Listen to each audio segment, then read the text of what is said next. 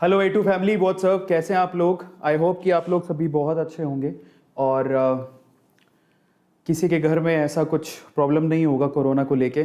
बस ऊपर वाले से यही दुआ है कि आपको कम से कम इन सब प्रॉब्लम्स को झेलना नहीं पड़े।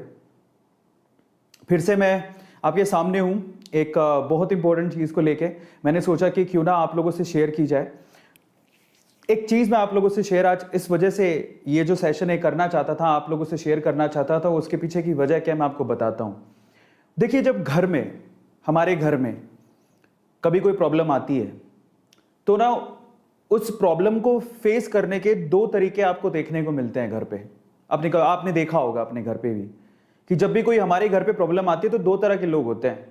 एक तो उस प्रॉब्लम को लेके रोते रहते हैं और एक दूसरे पे ब्लेम करते रहते हैं, तो ये प्रॉब्लम तेरी वजह से आई है, ये प्रॉब्लम तेरी वजह से आई है, ये प्रॉब्लम की वजह तू है, अगर तू ना होता तो ये प्रॉब्लम नहीं होती। वो सॉल्यूशन नहीं निकालते, वो प्रॉब्लम के लिए दूसरों को ब्लेम करते रहते हैं।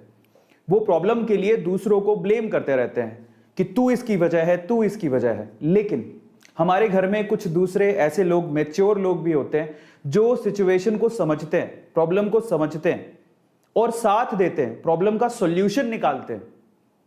अब वो हम पे डिपेंड करता है कि हम उस घर के सदस्यों में किस में अपने आप को शामिल करते हैं। क्या हम लोग सिर्फ एक दूसरे पे ब्लेम लगाते रहते हैं कि तेरी वजह से हुआ है, तेरी वजह से हुआ है, या फिर हम आगे आके मदद करते हैं, या फिर हम उसका सॉल्यूशन निकालते हैं। तो मैं तो अपने आप को दूसरी कैटेगरी में समझता हूं। ब्लेम गेम का कोई मतलब नहीं है।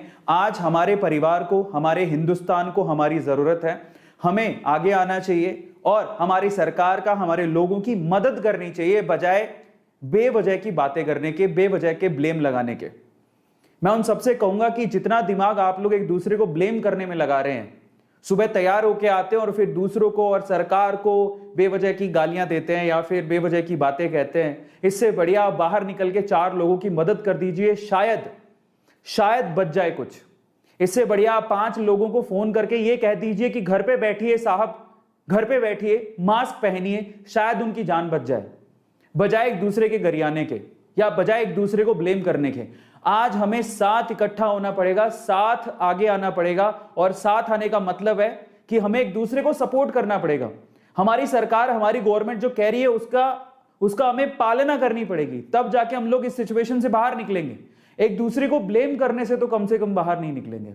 तो आज मैं कोई नेगेटिव बात नहीं करने आया हूं, मैं आप लोगों से हाथ जोड़ के विनती करता हूं। और आज मैंने स्पेशली ये सेशन इसलिए रखा है कि हमें जाने कि कोरोना में कौन एक दूसरे पे ब्लेम कर रहा है और कौन वाकई में इस सिचुएशन में लोगों का साथ दे रहा है। आप देखिएगा, मैं आपको गारंटी देता हूं, यूट्यूब पे बहुत सारे ऐसे चैनल हैं जो कि सो कॉल्ड न्यूज चैनल हैं, वो इतना ब्लेम गेम फैला के रखे हैं, ये सरकार की गलती है, इसमें इसकी गलती है, ये गोदी मीडिया, मोदी मीडिया। इतना अजीब लग रहा है साहब, ये सिचुएशन है कि इन सब बातों की बात करने की। देखिए, मैं आपको पहले ही बता देता हूं कि मैं किसी पार्टी विशेष को समर्थन नहीं करता हूं। मैं सिर्फ एक बात जानता हूं कि हिंदुस्तान मेरा देश है, हमारे देश में यह प्रॉब्लम है और हम सबको मिलकर लड़ना है। आप समझिए, बहुत ज्यादा जरूरी है, और अपना दिमाग लगाइए। बजाय ये कहने कि तू इसमें गलत है, तेरी गलती है, तू गलत है, साहब रुकिए और अपने देशवासियों का साथ दीजिए और मदद कीजिए। और अगर कुछ नहीं कर सकते हैं तो प्लीज कड़वाहट मत फैलाइए, ये बहुत जरूरी है। तो आज मैं अपनी तरफ से एज एन इन्फ्लुएंसर मैं क्या कर सकता हूं, मैं आपको ये बता सकता हूं कि कौन ब्लेम गेम में लगा हुआ है। खैर, उसके बारे में तो हम बात नहीं करेंगे, वो आप सारा दिन ही देखते हो, लेकिन वाकई में इस पूरी सिचुएशन में कौन मदद कर रहा है और कैसे मदद कर रहा है, वो जानना बहुत ज्यादा जरूरी है। और मैं चाहता हूं कि आप लोग जितने भी हैं, मैं यहां पर 4000 लोग अभी देख रहे हैं, मैं आपके चैट्स खोल रहा हूं और मैं चाहता हूं कि आप बताइए कि आप कौन सी कैटेगरी में आते हैं। मैं यहां पर आपके चैट खोल रहा हूं और मैं चाहता हूं आप लिखिए चैट सेक्शन में कि आप कौन सी कैटेगरी में आते हैं। क्या आप हमारे देश की, हमारे परिवार की, हमारे हिंदुस्तान की मदद करना चाहते हैं? और मदद करना चाहते हैं तो आप लिखिए यस। और क्या आप ब्लेम गेम खेलना चाहते हैं, डर्टी पॉलिटिक्स करना चाहते हैं, दूसरों पे ब्लेम लगाना चाहते हैं, सरकार को और उनकी नीतियों को गालियां निकालना चाहते हैं? साहब, नेगेटिविटी तो हर जगह ही फैली है, क्या कोरोना ने कम नेगेटिविटी फैला के रखी है? बताइए आप। हम लोग इतनी बड़ी प्रॉब्लम से निकल रहे हैं, लेकिन लोग, सच में बता रहा हूं, ये कोई गलत चीज नहीं है, बहुत सारे मीडिया वाले, कुछ ऐसे मीडिया वाले हैं, ठीक है, वो सिर्फ चंद पैसों के चक्कर में ये सब काम कर रहे हैं। साहब वही पैसा आपने इन लोगों के लिए हेल्प करने के लिए लगा दिया होता ना, तो शायद ये कंडीशन नहीं होती। और हमें ना रिस्पॉन्सिबिलिटी समझने की जरूरत है। आप इतने समझदार तो हैं, आप खुद ही सोचिए कि हमारे घर में, जब हमारे घर में कोई प्रॉब्लम हो जाए, चाहे हम किसी से कोई भी कड़वाहट रखते हो, मान लीजिए मेरे घर में प्रॉब्लम होती और मेरे भाई से नहीं बनती, या मेरी बहन से नहीं बनती, या मेरे पापा से नहीं बनती, लेकिन अगर प्रॉब्लम है तो मैं प्रॉब्लम के सॉल्यूशन में ध्यान दूंगा या फिर गरियाता रहूंगा, अपने पापा को गालियां निकालता रहूंगा या भाई को गालियां निकालता रहूंगा? बस कीजिए साहब, नहीं बनती नहीं बनती, तुमको सरकार अच्छी नहीं लगती, गवर्नमेंट अच्छी नहीं लगती, छोड़ दो। लेकिन इस सिचुएशन में हमारे परिवार की तो मदद करो। लोग मर रहे हैं साहब, और इन पे ब्लेम गेम मत खेलिए, पॉलिटिक्स मत करिए, कोई फायदा नहीं है। हाथ जोड़ के विनती है, समझदार तो आप भी हैं। अगर हम ही नहीं रहेंगे, हमारा हिंदुस्तान ही नहीं रहेगा, हम जिंदा ही नहीं रहेंगे और यही करते रहेंगे, तो शायद हम जिंदा भी ना रहें, और जिंदा ही नहीं रहेंगे तो फिर किस पे ब्लेम लगाएंगे? समझिए, समझदार तो आप भी हैं। और अगर आपके घर में ऐसा होता तो क्या आप करते? तो मैं आज आप लोगों को 2 कैटेगरी देता हूं, उसके बाद मैं आज के सेशन को शुरू करूंगा और मैं आपको बताऊंगा कि वाकई में कौन इस सिचुएशन में वाकई में हिंदुस्तान का सगा है, कौन इस सिचुएशन में वाकई में हमारे इंडिया की मदद कर रहा है।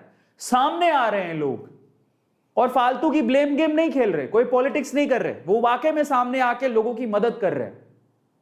और मैं आप लोगों से पहले पूछता हूं कि आप कौन सी कैटेगरी में आते हो? क्या आप वाकई में हमारे हिंदुस्तान के परिवार की मदद करना चाहते हो, पहली कैटेगरी में आते हो, या फिर सिर्फ आप मजे ले रहे हो घर पे बैठ के, दूसरी कैटेगरी में आते हो? जस्ट राइट डाउन 1 और 2, आप किस में आते हो, पहली कैटेगरी में या दूसरी कैटेगरी में? नंबर 1 और number 2, just write down chat section. उसके बाद हम लोग बात करते हैं, बहुत सारे लोग आए हैं तो देखते हैं। सबसे पहले यस फर्स्ट, ये देखो यहां पर लोगों ने लिखा है पहली कैटेगरी में, पॉजिटिव हूं फर्स्ट कैटेगरी में। हमारे देश को आपकी, हमारे परिवार को आपकी सख्त जरूरत है, और हाथ जोड़ के मेरी विनती है कि आप प्लीज इसका ध्यान रखें और मदद करें, और मदद नहीं कर सकते तो अपने जुबान से कड़वाहट मत निकालें, क्योंकि ऑलरेडी लोग बहुत परेशान हैं, ऑलरेडी लोग बहुत परेशान है। Try to understand. जब इतनी परेशानी हो तो आपकी ये जो कड़वाहट है वो इसमें जहर घोल रही है, आपको अंदाजा भी नहीं है। कई तो मैंने आज चैनल देखे जो इतनी कड़वाहट घोल रहे हैं, मैंने खुद ने उन चैनल से बाहर निकला कि मुझे मत दिखाओ। हमारे परिवार में ही, मैं कहना नहीं चाहता हूं, लेकिन हमारे घर में भी प्रॉब्लम है कोविड की, पर उससे लड़ें, उनको सॉल्यूशन बताएं या सरकार को गरियाएं? और सरकार भी बेचारी क्या करेगी जब लोग ही नहीं मान रहे हैं?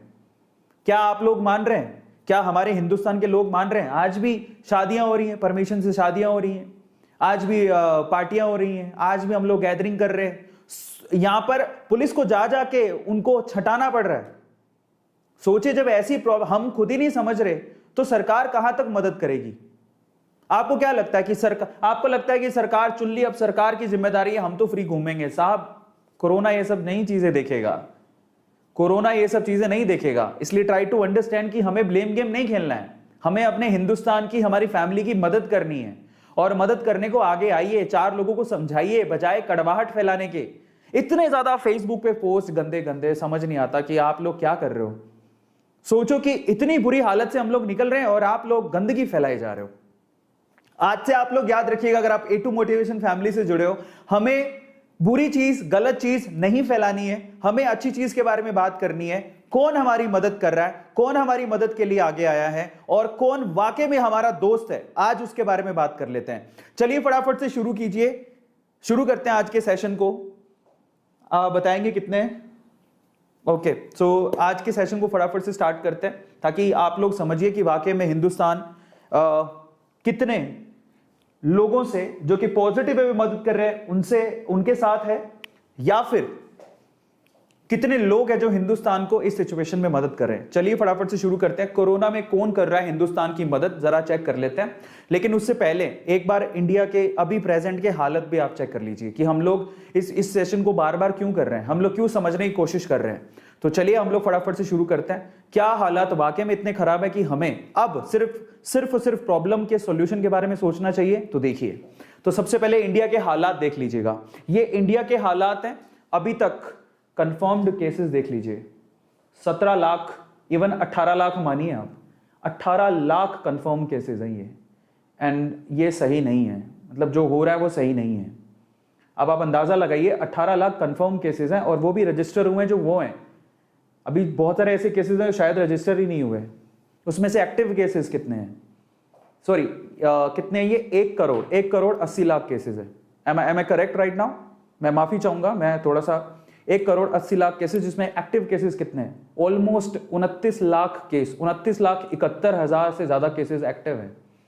सो ये कंफर्म केसेस हैं 1 करोड़, ठीक है, 79 लाख, मैं माफी चाहूंगा 1 करोड़ 79 लाख, इतने कंफर्म केसेस हैं कोरोना के अभी हिंदुस्तान में।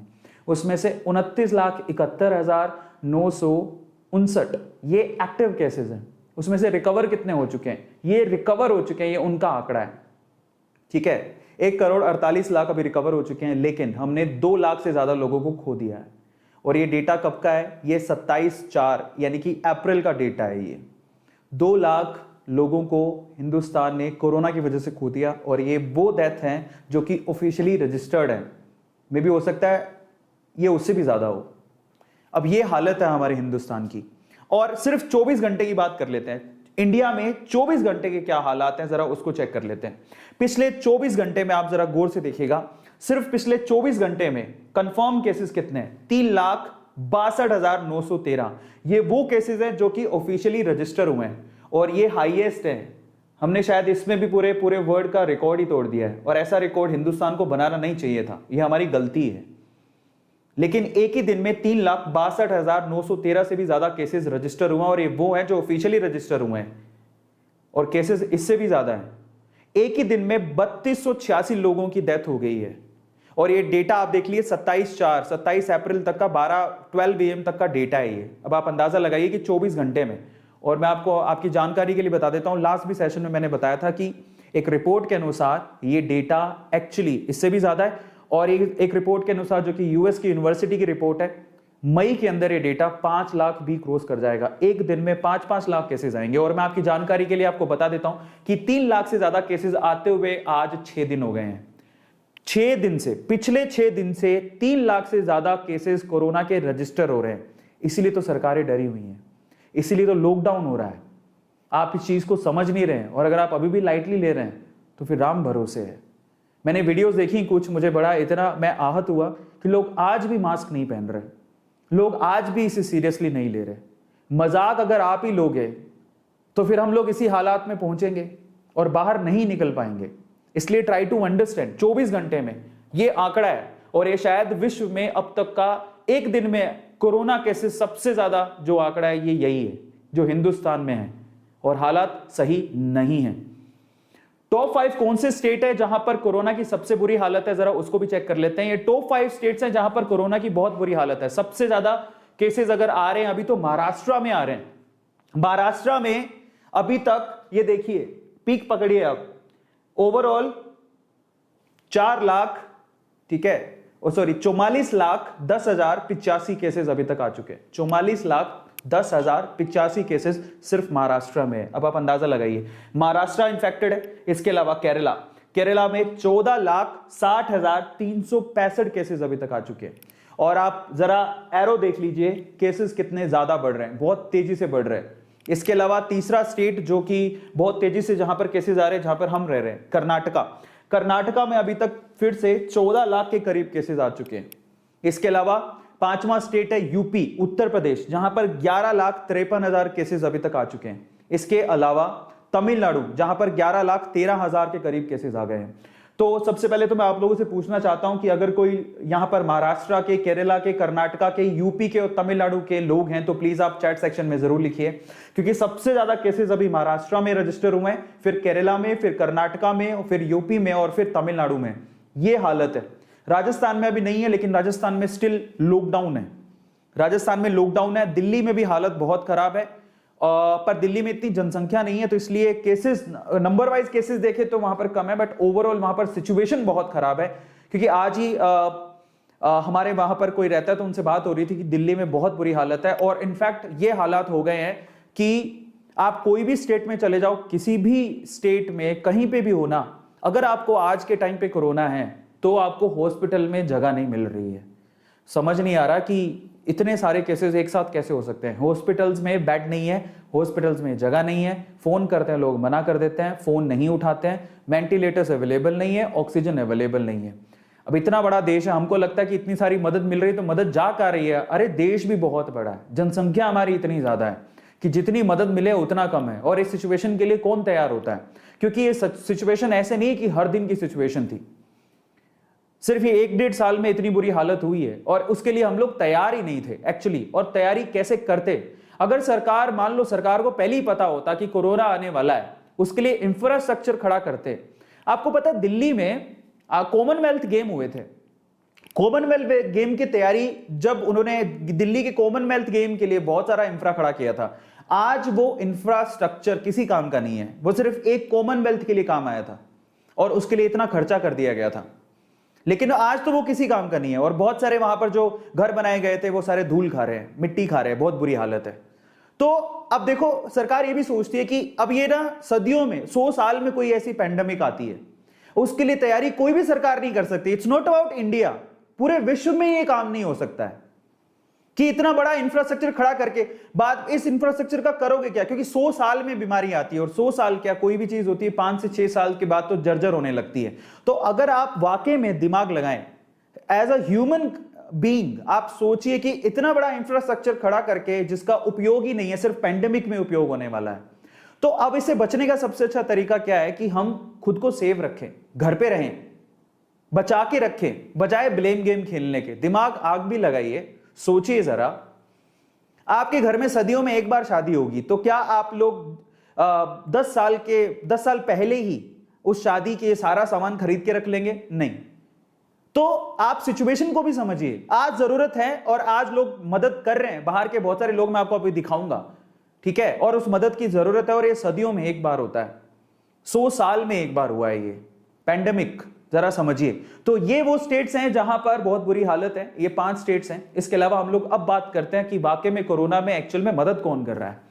कोरोना में कितने लोग हैं जो बड़ी बड़ी सेलिब्रिटीज हैं, बड़े बड़े लोग हैं या बड़े बड़े देश हैं जो आगे आए हैं हमारे भारत देश को, हमारी फैमिली को मदद करने के लिए। हम उसके बारे में बात कर लेते हैं क्योंकि वो सबसे ज्यादा इंपॉर्टेंट है।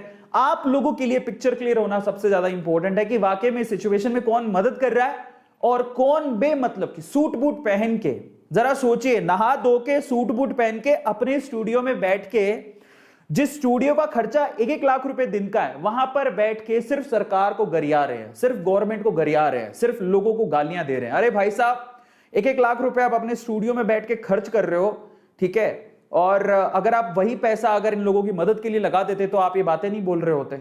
और हर किसी की गलती है, मैं इसमें सरकार की कमियां या खामियां नहीं है, मैं ऐसा नहीं कह रहा हूं, लेकिन अब खामियां गिनाने का समय ही नहीं है साहब।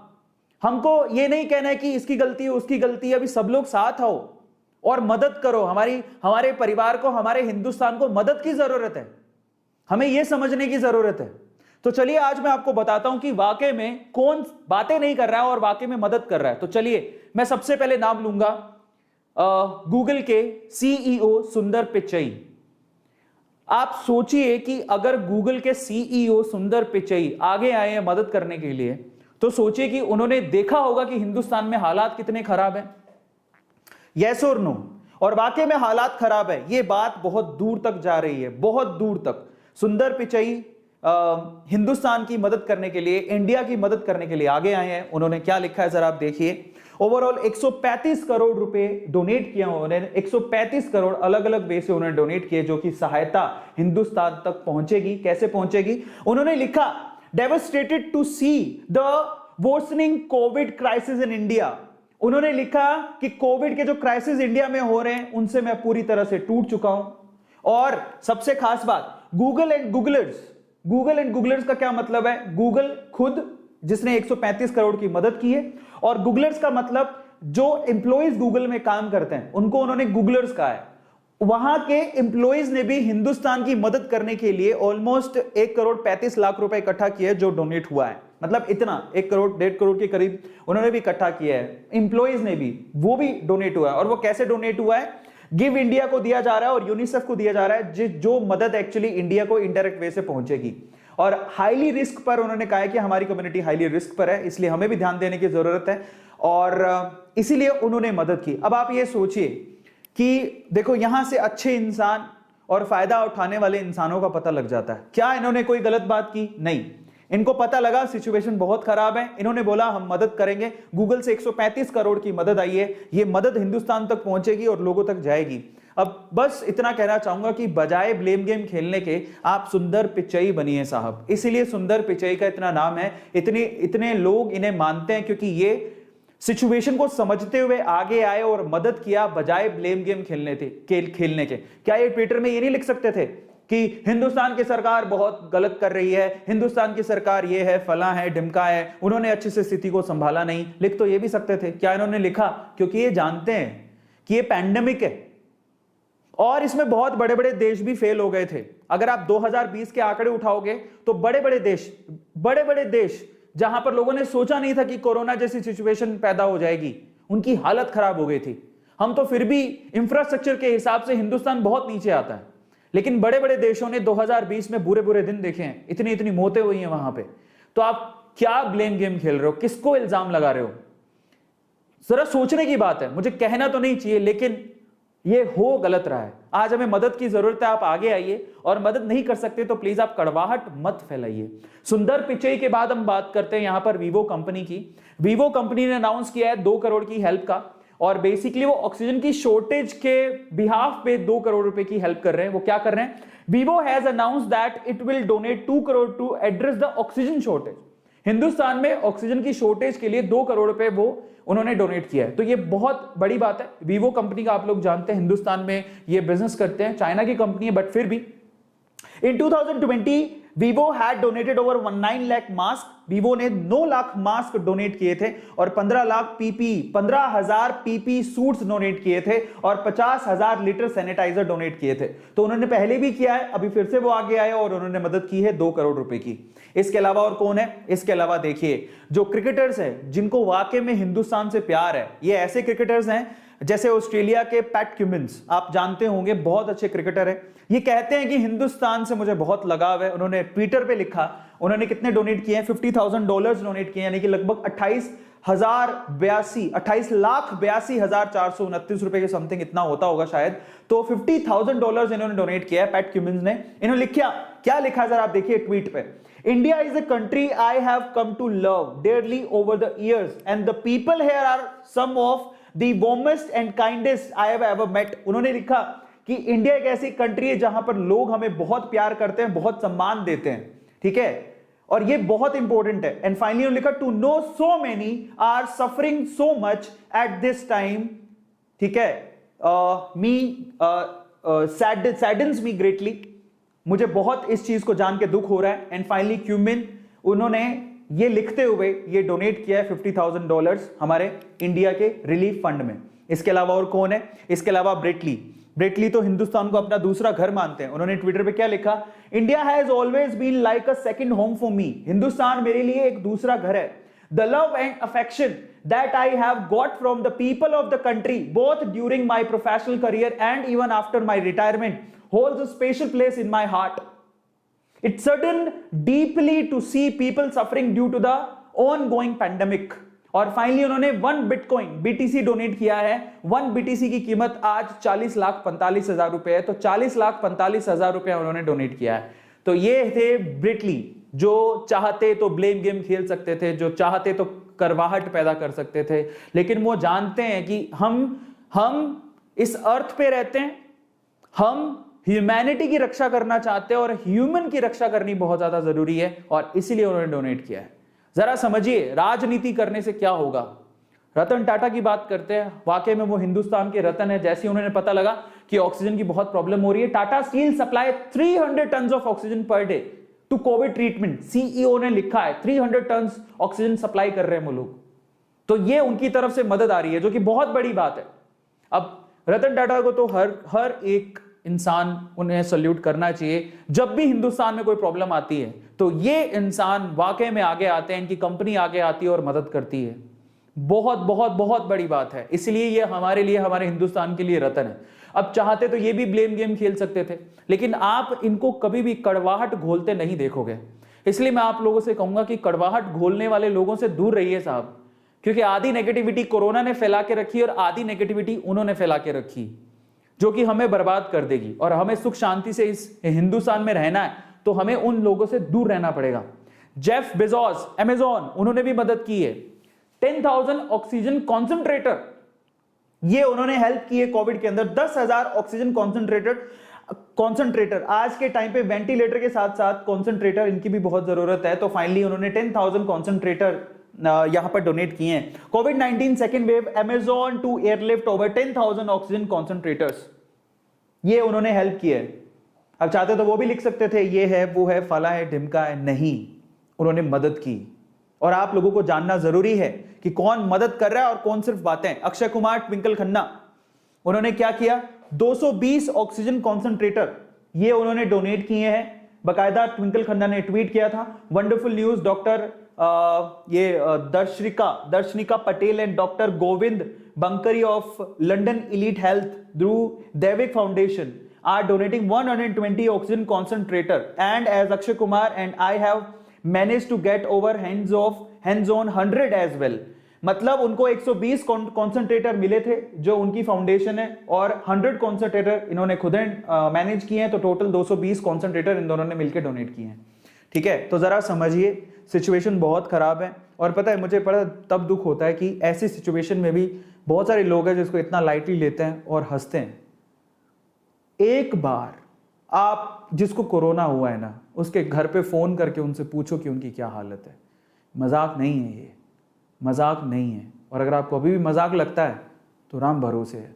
इसलिए जब बारी आ जाएगी ना, तब फिर आप मत कहना कि हमारी मदद के लिए कोई आया नहीं। इसलिए समझ जाइए और संभल जाइए। अक्षय कुमार के बाद बात करते हैं सऊदी अरेबिया। सऊदी अरेबिया ने ऑलमोस्ट 10,000 ऑक्सीजन कॉन्सेंट्रेटर इन्होंने भी डोनेट किए हैं, जो कि हमें चाहिए थे। Saudi Arabia to ship 80 metric ton of oxygen to India to meet growing demand. 10,000 oxygen concentrator इन्होंने डोनेट किया और 80 मेट्रिक टन ऑफ ऑक्सीजन यहां से उन्होंने शिप के थ्रू सप्लाई की है। ये भी बहुत बड़ी बात है। और ये कैसे हुआ जरा सोचिए। अब सऊदी अरेबिया एक मुस्लिम कंट्री है, आपको भी पता है, लेकिन फिर भी हमारे उनके साथ रिश्ते बहुत अच्छे हैं। किन्होंने किया होगा ये, जरा सोचिए आप कि आज एक मुस्लिम कंट्री हिंदुस्तान को मदद कर रही है। कैसे कर रही होगी? हमारी गवर्नमेंट की नीतियों की वजह से हमने उनके साथ बना के रखी। इतनी दोस्ती है हमारी कि आज सऊदी अरेबिया भी मदद कर रहा है। तो जरा सोचिए, ब्लेम गेम खेलने से पहले सिंगापुर की बात करते हैं। सिंगापुर 250 ऑक्सीजन कॉन्सेंट्रेटर उन्होंने भी सप्लाई किए हैं। Singapore sends oxygen cylinders to support India's fight against covid. 250 वहां से भी आए हैं। इसके अलावा यहां पर यूके की बात कर लेते हैं, यूनाइटेड किंगडम, वहां से 600 मेडिकल इक्विपमेंट्स आए हैं। UK sending vital medical equipments to India at covid fight. यहां से भी हमें मदद मिली है, जो कि बहुत बड़ी बात है कि यूके से भी मदद आई है। और हांगकांग, चाइना से भी मदद आई है। और इसकी कंफर्मेशन किन्होंने दी है? एक्सटर्नल अफेयर्स मिनिस्ट्री में से हरदीप सिंह पुरी जी ने इसकी इंफॉर्मेशन दी है कि हमें 800 ऑक्सीजन कॉन्सेंट्रेटर हांगकांग से सप्लाई हुए हैं इंडिया को। तो यहां से भी हमें मदद मिली है। इसके अलावा यहां पर एक्सटर्नल अफेयर मिनिस्ट्री में से हरदीप सिंह जी ने 318 Philips oxygen concentrated loaded by Air India at JFK airport, ठीक है, on their way to Delhi जा रहे हैं, उन्होंने इसकी भी जानकारी यहां पर दी है। 318 ऑक्सीजन कॉन्सेंट्रेटर वहां से जा रहे थे दिल्ली की तरफ, उसकी भी जानकारी दी। अब मैं आप लोगों से क्या कहना चाहता हूं, ये लोग हैं और ये चुनिंदा लोग नहीं है, इसके अलावा बहुत सारे लोग हैं जो मदद कर रहे हैं, जो मदद करने को आगे आ रहे हैं। हम जितना डेटा कलेक्ट कर सकते थे मैंने आपको वो इन्फॉर्मेशन दी। मुझसे कोई गलती हो गई तो मुझे माफ कर दीजिएगा, पर मैं अब जो कहने जा रहा हूं उसको ध्यान से सुनिएगा। मैं फिर से कह रहा हूं कि अगर आपके घर पे कोई प्रॉब्लम होती तो उसको देखने के 2 तरीके होते। पहला, आपको ऐसे लोग दिखते जो उस प्रॉब्लम पे दूसरों को ब्लेम कर रहे हैं, और दूसरे ऐसे लोग दिखते जो आपकी मदद कर रहे हैं।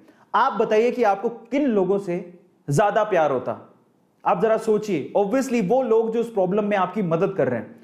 और ये ऐसा मत सोचिए कि मुझे तो कोविड नहीं है, मेरी तो कोई प्रॉब्लम नहीं है, ये तो हमारे पड़ोसी की प्रॉब्लम है, उसको कोविड है। रुकिए साहब, आपके पड़ोस से निकल के कोरोना आप तक जब पहुंचेगा तब आप किसको ब्लेम करोगे? इसलिए ये मत सोचिए कि ये कोरोना मेरे पड़ोसी की प्रॉब्लम है, मेरी नहीं है। आप तक भी पहुंच सकती है इसकी आंच। इसलिए पहले तो संभलिए, दूसरा इसकी चिंता कीजिए, तीसरा लोगों की मदद कीजिए किसी भी तरह से, जिस तरह से आप कर सकते हैं। पर अगर कुछ नहीं कर सकते तो ब्लेम गेम मत खेलिए साहब, ब्लेम गेम मत खेलिए। मेरी आप लोगों से विनती है, मैं किसी सरकार को, किसी पार्टी को मैं सपोर्ट नहीं करता हूं। मैं पहले ही कह रहा हूं, हम न्यूट्रल हैं। मैं सिर्फ एक बात जानता हूं कि मैं हिंदुस्तानी हूं, मैं हिंदुस्तान का हूं, और हिंदुस्तान का हर एक नागरिक हमारे परिवार का हिस्सा है। इसमें मैं भी आता हूं, आप भी आते हैं, ये सरकार के लोग भी आते हैं, और हर किसी को इस चीज का दुख है। अगर आपको लगता है कि मोदी जी को दुख नहीं है, तो आपको क्या पता कि मोदी जी को दुख नहीं है? अगर आपको लगता है कि ममता बनर्जी को दुख नहीं है, तो आपको कैसे पता कि ममता बनर्जी को दुख नहीं है? आपको लगता है कि अरविंद केजरीवाल को कोई समस्या नहीं है, तो आपको कैसे पता अरविंद केजरीवाल को कोई समस्या नहीं है? मैं आज हर एक पॉलिटिशियन जो कि हिंदुस्तान की केयर करता है, मैं उनके साथ हूं। आपको नहीं पता कि जब लोग मरते हैं तो इन लोगों को दुख होता है साहब। आप ये मत सोचिए कि कोई मरता है तो इनको दुख नहीं है। समझिए, आप इन सबको दुख है। हमारा हर एक पॉलिटिशियन है तो हिंदुस्तानी, और हम कब तक इनको ब्लेम करते रहेंगे? और ये लोग अपनी अपनी तरफ से पूरी कोशिश कर रहे हैं। क्या आपको लगता है कि ये लोग कोशिश नहीं कर रहे? ये लोग पूरी कोशिश कर रहे हैं कि इसको संभाला जाए, बट हम लोग इनकी मदद कर रहे हैं क्या? जरा सोचिए कि हम लोग इनकी मदद कर रहे हैं क्या? ऐसे बहुत सारे चैनल्स हैं जो कि सारा दिन इन सरकारों को गरियाते रहते हैं। साहब रुक जाइए, ये भी इंसान है, ये भगवान नहीं है। आपने इनको चुन के भेजा, गद्दी पे बैठे हैं। जरा आपको ये लगता है कि चुन के भेजा है, गद्दी पे बैठे हैं तो इनके पास बहुत पावर है। अरे कोरोना के आगे सारी पावर फेल है साहब। किस पावर की बात कर रहे हो आप? कोरोना वायरस के आगे कोई पावर नहीं है। अब बचा सकता है तो हमारी समझदारी। ये ऐसी चीज है जिससे अगर बचना है तो हमें साथ रह के चलना होगा, ब्लेम गेम नहीं खेलना होगा। इस चीज को समझने की जरूरत है। और बहुत सारे यूट्यूब, मुझे बड़ा दुख होता है, बस उनको बोलना क्या आया, वो आते हैं कैमरे पर और बोलना शुरू कर देते हैं। आप बोलिए, मना नहीं है, लेकिन आप सपोर्ट करिए, वो बहुत ज्यादा जरूरी है। लोगों को आपकी मदद की जरूरत है, लोगों को आपके साथ की जरूरत है, आपके ब्लेम गेम की जरूरत नहीं है। कड़वाहट तो पहले से ही कोरोना ने फैला के रखी है, समझिए इस चीज को। और मैं आप लोगों से विनती करता हूं कि ऐसे जो कड़वाहट फैलाते हैं ना, ऐसे लोगों को आप सपोर्ट भी मत करो। हम लोग ऑलरेडी नेगेटिव सिचुएशन में हैं, इनसे हमें बाहर निकलना है, इस दलदल में घुसना है। आप बताइए मुझे, क्या इनसे हमें बाहर निकलना है या फिर दलदल में घुसना है? प्लीज बताइए मुझे, आपसे मैं पूछ रहा हूं। मैं आपके चैट्स फिर से खोलता हूं और मैं चाहता हूं कि आप लोग मुझे बताइए कि क्या इस दलदल से आप बाहर निकलना चाहते हो या फिर इस दलदल में और धंसना चाहते हो? और अगर आप इस दलदल से बाहर निकलना चाहते हो तो मेरी हाथ जोड़ के आपसे विनती है कि आप उन लोगों को सपोर्ट मत करिए जो कि सिर्फ और सिर्फ कड़वाहट फैला रहे हैं। आप न्यूज दिखाइए, लेकिन जेन्युइन होके दिखाइए। आप देखो, हर एक इंसान समझदार है, आप सामने वाले को देख के समझ जाता है।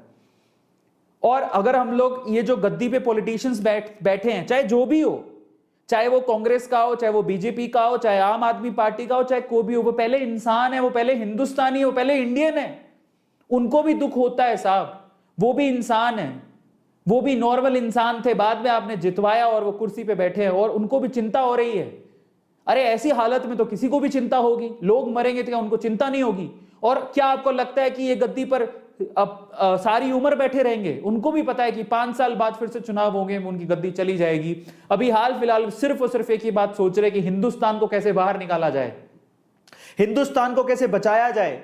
और आप समझिए, हर किसी को यह समझने की जरूरत है। और इसीलिए मैं आप लोगों से कहता हूं, मेरी हाथ जोड़ के विनती है कि अगर किसी का अच्छा नहीं कर सकते, किसी का बुरा मत करो, किसी का बुरा मत करो। और आप गवर्नमेंट का सपोर्ट करो। आपके स्टेट में कोई भी गवर्नमेंट हो, चाहे वो बीजेपी की हो, चाहे आम आदमी पार्टी की हो, चाहे कांग्रेस की हो, अरे यार अलग अलग पार्टियां हैं, है तो हिंदुस्तान की ना, है तो हमारे इंडिया की ना। हमें साथ मिलकर चलना होगा कि नहीं? और हमें अपनी सरकारों को सहायता भी करनी होगी। एक और बात बताऊं, आप मानो नहीं मानो, ये बहुत बहुत अजीब सी चीज हिंदुस्तान के साथ अचानक से हो गई है। और हम लड़ते रहते हैं आपस में, इसका फायदा हमारे दुश्मन उठा रहे हैं। हम लड़ते रहते हैं, इसका फायदा दुश्मन उठा रहे हैं। लड़िए मत साहब, हम हिंदुस्तानी हैं। आप आम आदमी पार्टी के हो क्या? आप कांग्रेस के हो क्या? आप बीजेपी के हो क्या? नहीं, आप पहले हिंदुस्तानी हो। आप बीजेपी के नहीं हो, आप कांग्रेस के नहीं हो, आप आम आदमी पार्टी के नहीं हो, आप टीएमसी के नहीं हो। अब रुक जाइए साहब, ये पार्टियां हैं। हिंदुस्तान पहले आता है कि ये पार्टियां पहले आती हैं? हिंदुस्तान पहले आता है। इसलिए हमें समझने की जरूरत है, हिंदुस्तान को बचाइए, वो बहुत इंपॉर्टेंट है। इसलिए ब्लेम गेम खेलना छोड़िए। मेरी आप लोगों से यही रिक्वेस्ट है, और हर किसी को अपनी गवर्नमेंट का साथ देना है। आपके स्टेट में कोई भी गवर्नमेंट है, प्लीज आप उनका साथ दीजिए, और अगर कुछ नहीं कर सकते तो शांति से घर पे बैठिए। मैं एज एन इन्फ्लुएंसर क्या कर सकता हूं? मैं एज एन इन्फ्लुएंसर आपका साथ दे सकता हूं, अवेयरनेस फैला सकता हूं। मैंने बहुत सारे ऐसे सेशंस किए हैं कोरोना के ऊपर जिसमें आप लोगों को मदद हो सकती है अपनी तरफ से। और ऐसा नहीं है कि सिर्फ ये सेशंस के अलावा मैं पर्सनली भी बहुत जगह पे हेल्प कर रहा हूं, जितनी मैं कर सकता हूं। यार जितने में हम सक्षम है उतनी मदद तो कीजिए। ऐसा नहीं है कि हमारे घर परिवार या हमारे आसपास प्रॉब्लम्स नहीं है, और हम मदद भी कर रहे हैं, पीछे नहीं रह रहा हूं मैं उसके लिए। पर मैं शो ऑफ नहीं करना चाहता हूं इसमें। लेकिन ऐसा नहीं है कि हम प्रॉब्लम्स में, हमारे आसपास प्रॉब्लम्स नहीं है और हम मदद नहीं कर रहे हैं, हम भी मदद कर रहे हैं। इसलिए छोटी बड़ी जिस तरह से मदद कर सकते हो करिए। और सबसे इंपॉर्टेंट चीज, हाउ यू कैन हेल्प, आप मदद कैसे कर सकते हैं उसके बारे में आप लोग जान लीजिए, वो बहुत इंपॉर्टेंट है। ये देखिए, सबसे पहले सबसे जरूरी काम जो है, आप मास्क को लाइटली मत लीजिए। आप किसी की मदद छोड़िए साहब, सबसे पहले खुद की मदद कर लीजिए। आज भी लोग लाइटली ले रहे हैं, मास्क नहीं पहन रहे। मास्क हालत देख लो, गमछा लगा रखा है वो भी नाक पे लटक रहा है। इन्होंने गमछा लगा रखा है, नाक बाहर है। इन्होंने यहां पर मास्क है लेकिन लटक रहा है, इनका नाक ही बाहर है। और ये मोहतरमा टिकटॉक की वीडियो बनाने से फुर्सत मिले तो मास्क पहने।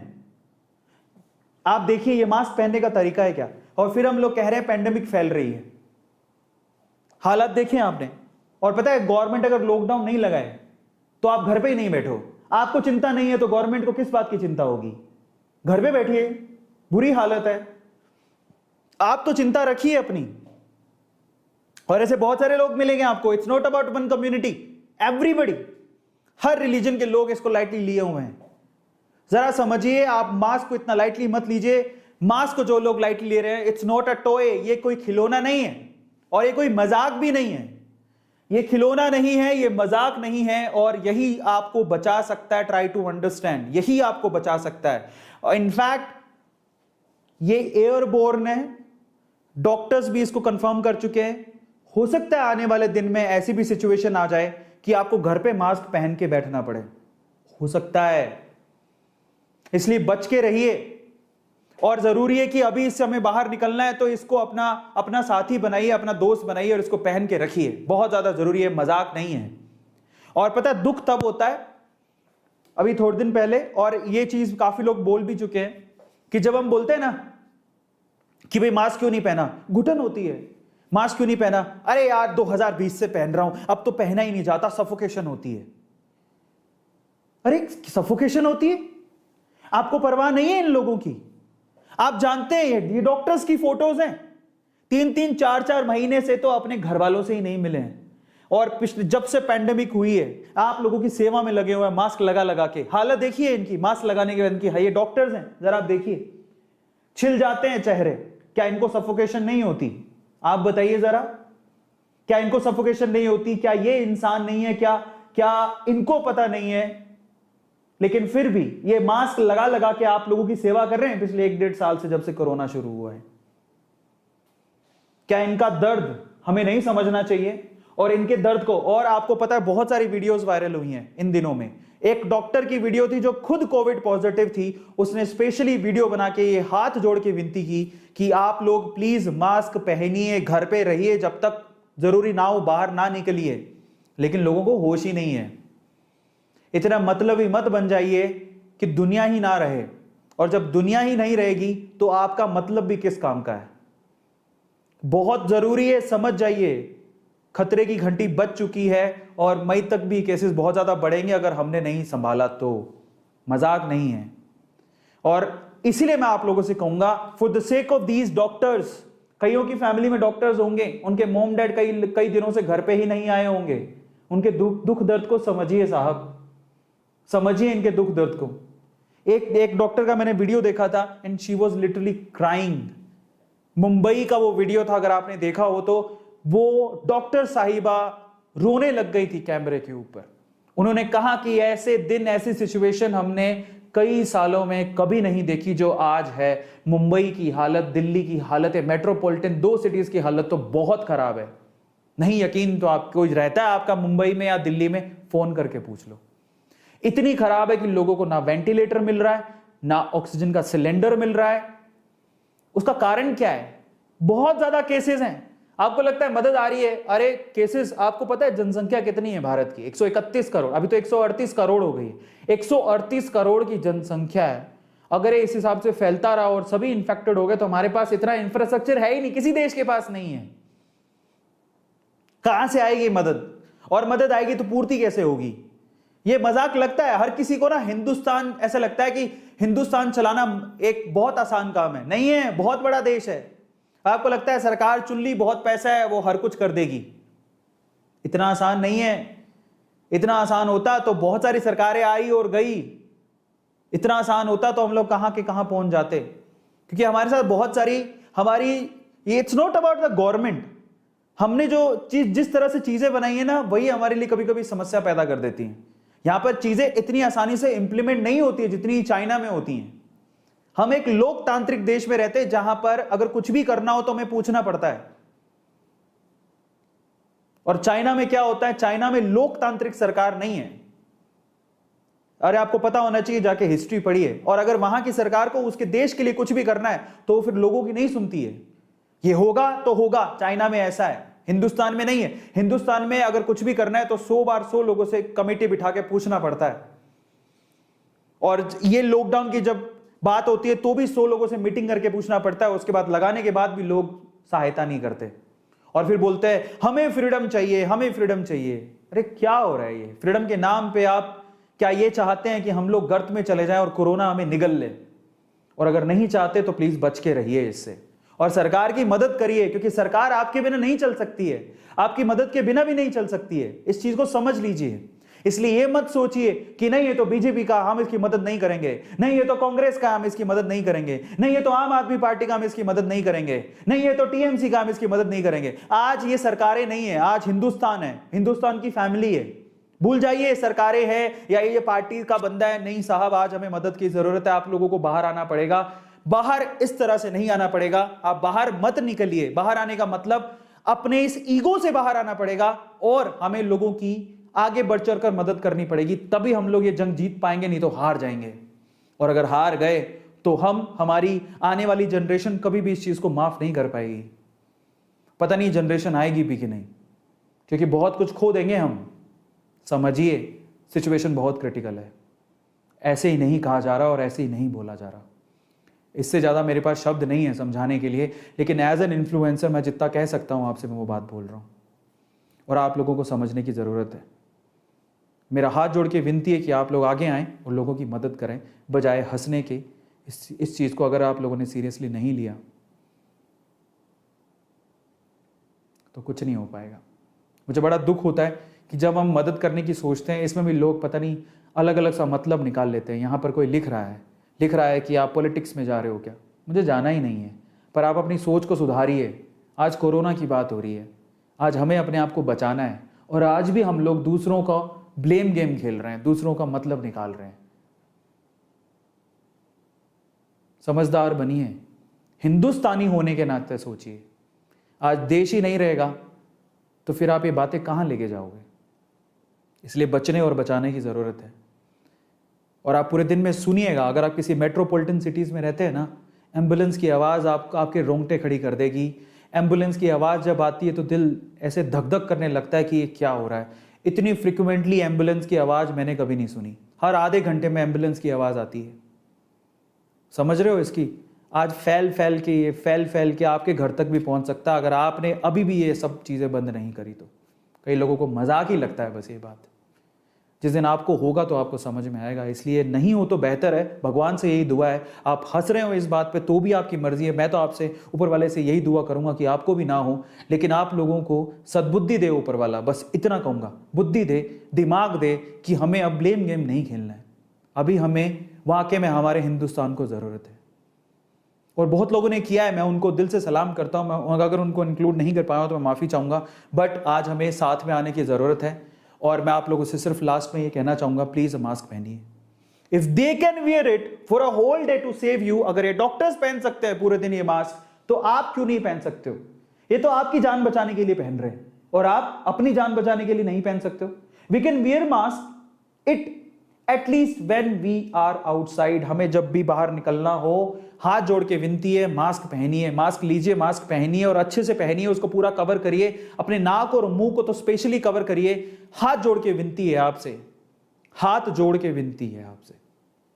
इस चीज को हमें समझना होगा। और अगर भी अभी भी हम लोग नहीं जागे और इस मास्क को अपना दोस्त नहीं बनाया, और एटलीस्ट अगले 10-12 दिन तक तो प्लीज, जब जरूरत तो तभी बाहर निकलिएगा, अदरवाइज बाहर मत निकलिए, क्योंकि सिचुएशन ठीक नहीं है। ये मेरी हाथ जोड़ के आप लोगों से विनती है। और लास्ट बट नॉट लीस्ट, अगर हम किसी की मदद नहीं कर सकते तो हाथ जोड़ के विनती है, कड़वाहट मत फैलाइए, मत फैलाइए। और मैं चाहता हूं कि जितने भी लोग मेरी वीडियोस काटते हैं या मेरी वीडियोस के कट निकाल के अपने चैनल पे डालते हैं, तो मैं लास्ट में सिर्फ इतना मैसेज देना चाहता हूं, it's not about any party. ये किसी पार्टी के बारे में या किसी गवर्नमेंट के बारे में या किसी सरकार के बारे में नहीं है। ये हमारे हिंदुस्तान के बारे में है, हमारे हिंदुस्तान के देशवासियों के बारे में है। हम लोग जिंदा ही नहीं रहेंगे तो हम कहाँ जाएंगे? ज़रा समझिए और इसको सीरियसली लीजिए। मास्क पहनिए, ज़रूरत हो तभी बाहर निकलिए, नहीं तो मत जाइए कहीं। अपनी सरकार का साथ दीजिए, वो कोई रूल्स रेगुलेशंस बना रहे तो उसका साथ दीजिए। और अगर कुछ नहीं कर सकते तो कड़वाहट मत फैलाइए, ब्लेम गेम मत खेलिए। बस इसी मैसेज के साथ भगवान आपको सेफ रखे, सुरक्षित रखे, ऊपर वाला आप पर अपनी दुआएं, अपने रहमो करम बनाए रखे। सिर्फ यही कहूँगा, अपने आप को सुरक्षित रखिए और अपने आप को बचा के रखिए। धन्यवाद।